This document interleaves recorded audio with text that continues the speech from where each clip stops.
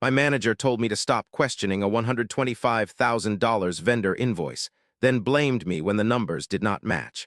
I handled project reporting for a regional logistics company. My job was mostly budgets, timelines, and making sure outside vendors billed us for work they had actually completed. We were upgrading 3 warehouses at once, and one contractor kept submitting invoices with vague descriptions like integration support and additional configuration. At first, the amounts were small. Then a $125,000 invoice landed in my queue.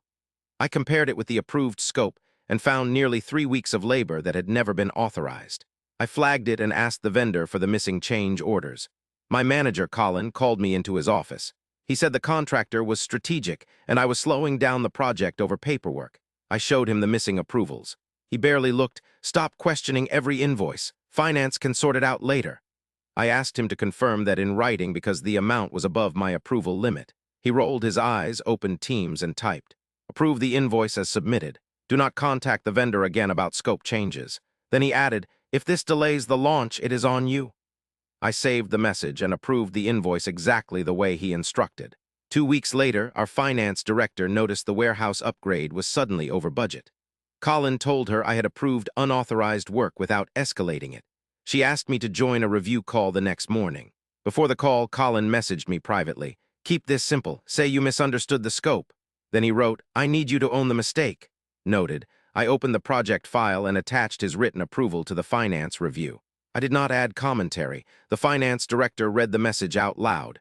Colin immediately said he had only meant I should keep the project moving.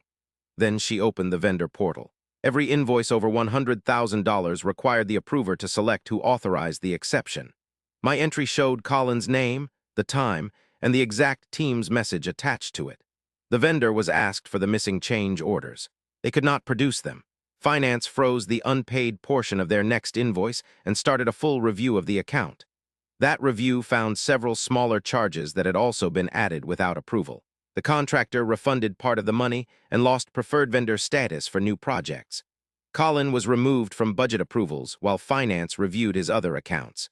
He kept his job, but he no longer controlled project spending. A month later, my approval limit was increased, and finance asked me to help rewrite the vendor review checklist. Colin never apologized. He did stop telling me to ignore paperwork. The last time he sent me an invoice, his message had one sentence: "Please verify everything before approving." I did, very carefully.